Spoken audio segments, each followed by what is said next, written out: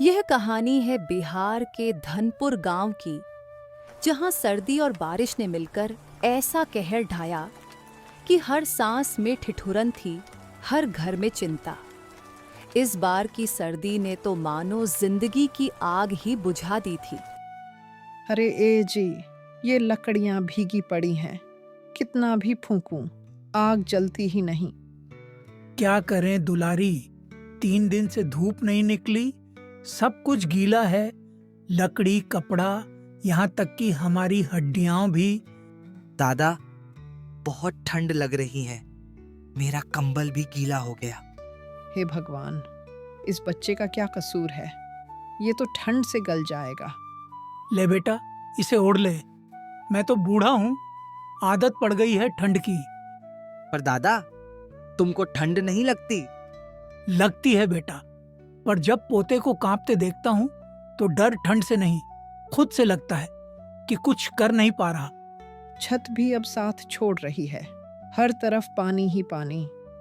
जब आसमान ही टूट पड़े तो झोपड़ी की छत कितनी देर टिकेगी? दादा, ये गरज क्यों रही है आसमान? वो भी गुस्से में है बेटा। लोग कहते हैं कि भगवान ऊपर है, पर आज लगता है वो भी रो रहा है हमारे साथ। ए जी, कुछ खाना भी नहीं बचा। गेहूं तो सब भीग गया, लकड़ी गीली, आग नहीं, धूप नहीं। बस अब उम्मीद बची है, अगर कल तक बारिश रुकी नहीं तो शायद खेत भी बह जाएंगे। तो हम क्या करेंगे दादा? जो हमेशा करते आए हैं बेटा, सब्र, बस सब्र। पूरे गांव में यही हाल है दुलारी, सब ठंड में सिमटे पड़े हैं। गरीबों की सर्दी हमेशा ज्यादा लगती है, क्योंकि उनके पास ढकने को कपड़ा नहीं, जलाने को लकड़ी नहीं और रोने को कंधा भी नहीं। हे भगवान, कब तक परीक्षा लेगा तू? अगर गरीबों के दिलों में थोड़ी भी आग रह गई है तो तू उसे बुझाने क्यों चला आया? काश कोई सूरज की किरण दिख जाए, एक छोटी सी, ताकि छोटू को गर्मी मिले और हमें उम्मीद। दादी, कल सूरज आएगा ना? हाँ बेटा, जरूर आएगा। भगवान देर करता है, अंधेरा नहीं रहने देता हमेशा। धनपुर गांव की इस रात ने सिर्फ सर्दी नहीं दी, उसने सब्र की परीक्षा ली। जहां गरीबी, ठंड और बारिश तीनों ने मिलकर इंसान की हिम्मत को परखा।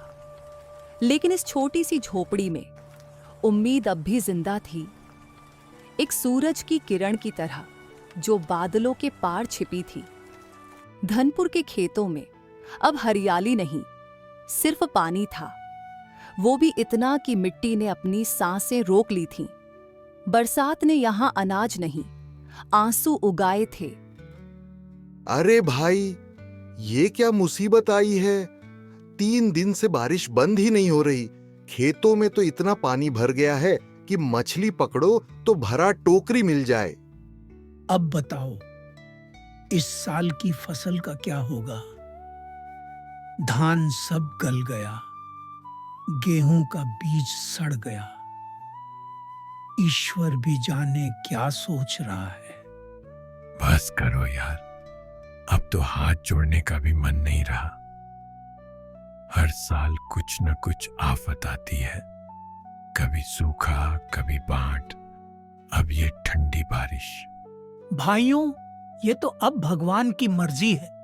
हमने खेतों में मेहनत की, बीज बोया, पूजा की, लेकिन जब ऊपर वाला ही रूठ जाए तो हम गरीब क्या करें?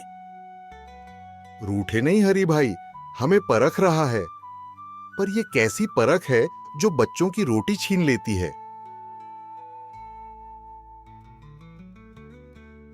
हमारे घर का आंगन पूरा डूब गया है चाचा।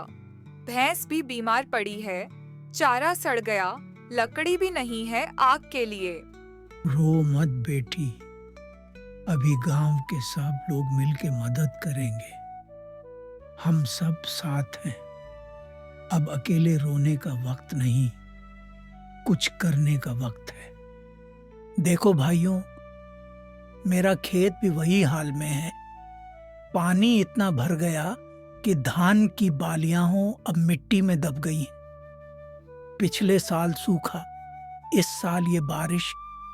लगता है भगवान ने हमसे खेती का भरोसा ही छीन लिया है। गांव में अब कई घरों में खाना नहीं पका, बच्चे बिना कंबल के सो रहे हैं। अगर ऐसे ही 2 दिन और चला तो बीमारियां फैलेंगी हरि भाई।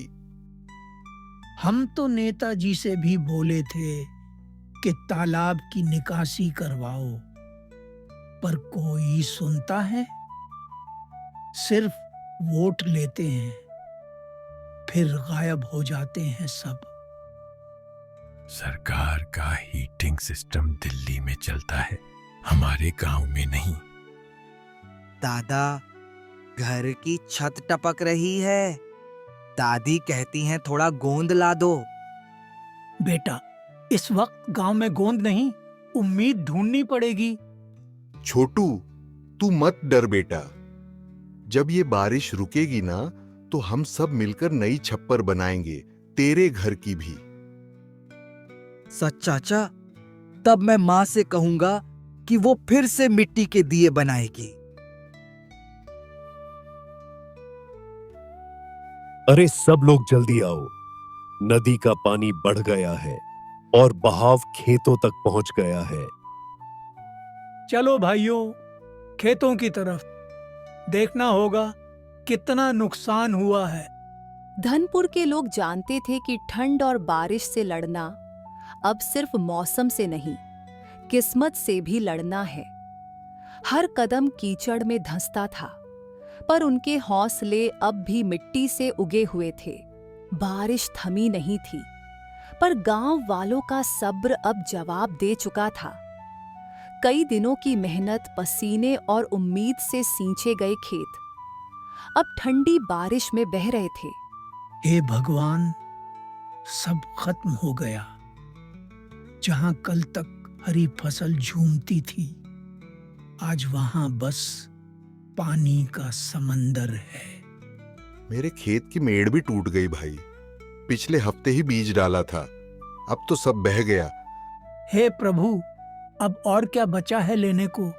हमने मेहनत की, ईमानदारी से की, फिर भी हर बार तू ही मिट्टी में मिला देता है सब कुछ। दादा, अब खेत फिर से उगेंगे ना? हाँ बेटा, खेत तो फिर उगेंगे। मिट्टी मरी नहीं है, बस सो गई है ठंड से। जब सूरज निकलेगा तो ये फिर जाग जाएगी। चाचा, जल्दी चलो, तालाब का बांध टूटने वाला है। अगर पानी बढ़ा तो गांव के घरों में घुस जाएगा। चलो भाइयों, खेत तो बह गए, अब घर बचाने हैं। जो जिसके पास है, बांस, मिट्टी, बोरी सब लेकर चलो। गांव डूबने से पहले हमें अपनी हिम्मत से दीवार बनानी होगी। जल्दी करो रे, अगर ये बांध टूटा तो पूरा गांव पानी में चला जाएगा। हम गरीब हैं, पर बांध टूटने नहीं देंगे। भूख से मर जाएंगे, पर हिम्मत नहीं हारेंगे। दादा, मैं भी मदद करूं?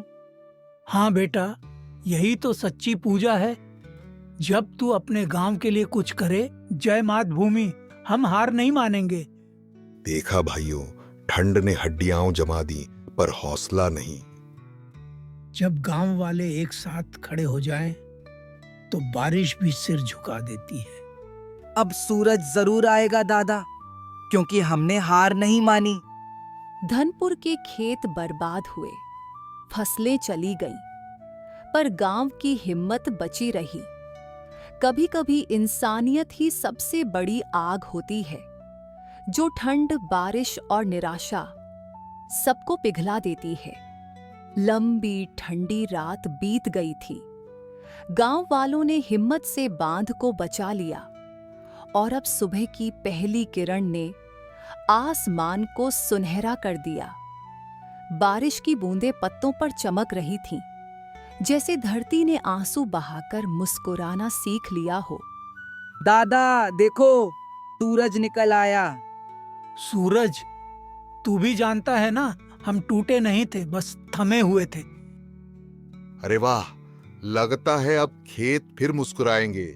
मिट्टी की खुशबू बता रही है कि वो अब सोकर उठी है।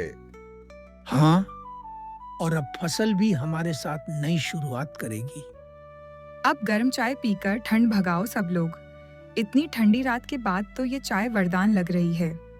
तू चाय दे बेटी, वरना ये बूढ़े हड्डियां अब बरसों तक नहीं पिघलेंगी। देखो भाइयों, मिट्टी हमें सिखाती है, कितनी भी ठंड पड़े, कितनी भी बारिश आए, वो खुद टूटती है पर जीवन को जन्म देना नहीं छोड़ती। बिल्कुल, यही तो सच्चा धर्म है किसान का। गिरना नहीं, बल्कि हर बार फिर से उगना। दादा, अब मैं भी किसान बनूंगा।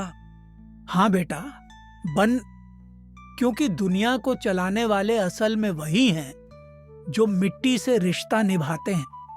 और याद रखना, किसान की हिम्मत ही धरती की जान होती है। बारिश ने बहुत कुछ बहा दिया था, पर इस गांव के दिलों से उम्मीद नहीं बहा सकी।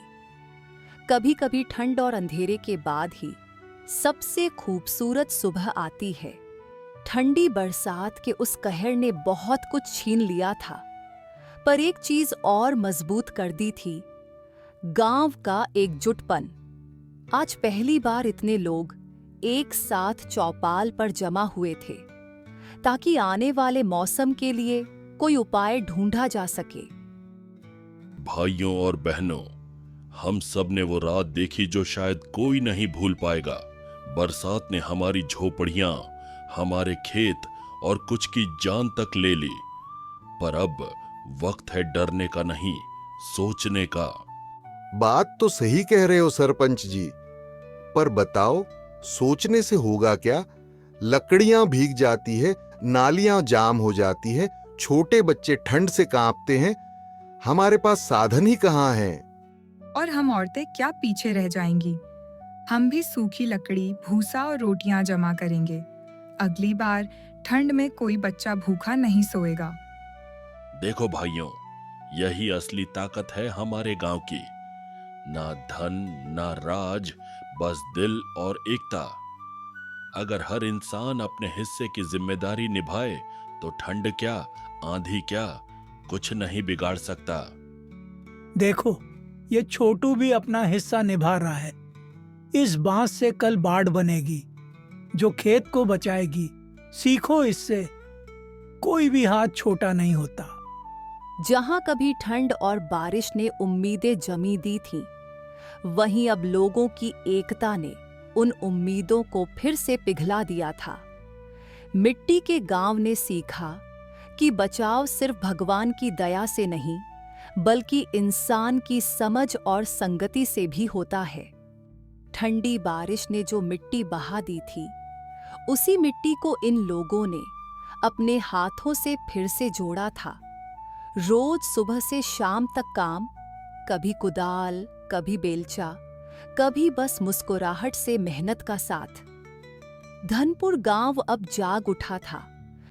अरे हरी, अब तो लगता है कि अगली बरसात आएगी तो हमारी मेड़ उससे ऊंची होगी।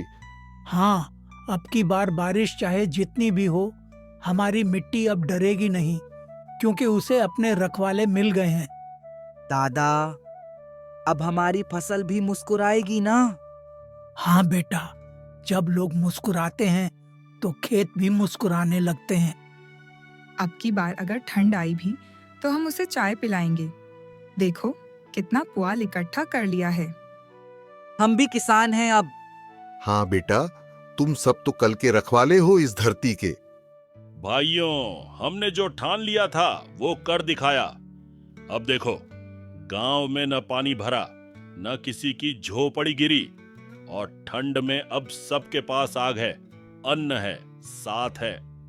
पहले लगता था भगवान हमें परख रहा है, अब समझ आया वो हमें सिखा रहा था कि असली ताकत न आसमान में है, न मौसम में, वो है हमारे दिलों में।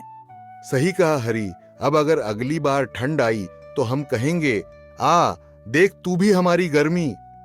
कभी इस गांव की गलियों में ठंड और सन्नाटा था, अब वहां हंसी, मेहनत और उम्मीद की रोशनी थी। बरसात ने बहुत कुछ धो दिया था, पर उसी ने दिलों में एक नई पहचान भी जगा दी थी। जिस गांव में कभी ठंड और बरसात का कहर था, आज वहां जीवन का उत्सव है। धनपुर अब सिर्फ एक गांव नहीं, बल्कि एक मिसाल बन चुका था। मेहनत, एकता और उम्मीद की मिसाल। सरपंच जी, सुना है आज शहर से बड़े अधिकारी आ रहे हैं। वाह, ये वही धनपुर गांव है ना, जहां पिछले साल बाढ़ और ठंड से सबसे ज्यादा नुकसान हुआ था। जी सर, वही गांव। पर देखिए, अब यहाँ ना पानी जमा है ना गंदगी। हर घर के पास सूखी लकड़ी, साफ नाली और ऊंची मेढ़े। ये तो किसी मॉडल प्रोजेक्ट जैसा लग रहा है। नमस्कार साहब, स्वागत है हमारे छोटे से गांव धनपुर में। यह गांव भले ही गरीब है, पर हौसले अमीर हैं। हमने सुना बहुत था, अब देख भी लिया। आप लोगों ने जो किया वो किसी बड़ी योजना से कम नहीं। बताइए, ये सब कैसे संभव हुआ? साहब, जब ठंड और बरसात ने हमें रुला दिया था, तो हमने तय किया कि अब रोएंगे नहीं, कुछ करेंगे। हम सब ने मिलकर खेत की मेढ़ें ऊंची की, नालियां खोदी, लकड़ी का भंडार बनाया और हर घर में एक साझा गर्माहट केंद्र बनाया, जहां कोई भी ठंड में आकर आग ताप सकता था। गरीब हो या अमीर, सब एक ही आग के पास बैठे थे।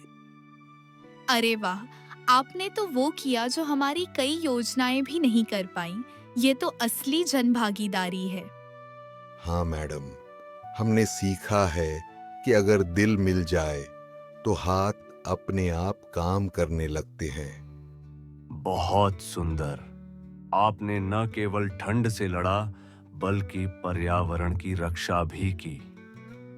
ऐसे गांव देश की रीढ़ हैं। आप जैसे किसान देश के हीरो हैं। आपकी सोच को हम पूरे जिले में अपनाएंगे। धनपुर अब से आदर्श ग्राम घोषित किया जाएगा। आप कोई हमें पिछड़ा गांव नहीं कहेगा सरपंच जी। हाँ बेटी, अब हम मिसाल हैं उन गांवों की जो खुद अपनी किस्मत लिखते हैं। कभी ये आग हमें बचाने के लिए जलाई थी, आज यही आग हमारे गर्व की ज्योति बन गई है। सही कहा। अब ठंड हमें डराएगी नहीं, क्योंकि हमने दिलों की गर्मी जगाना सीख लिया है। कभी जो गांव ठंड और बारिश से कांपता था, आज वही गांव अपने हौसले से चमक रहा था। जब इंसान खुद उठ खड़ा होता है, तो प्रकृति भी उसकी हिम्मत को सलाम करती है। कई दिनों के कहर के बाद आज धनपुर ने आखिरकार सूरज की मुस्कान देखी। सर्दी तो बीत गई थी, पर उसके साथ लोगों के दिलों में कुछ बदल गया था।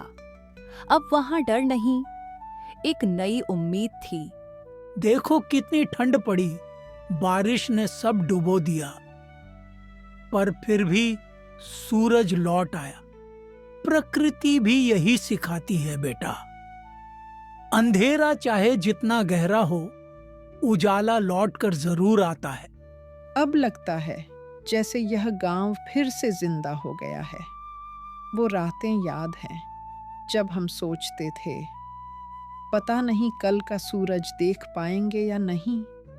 और आज देखो, सूरज भी हमारे लिए रुक गया लगता है।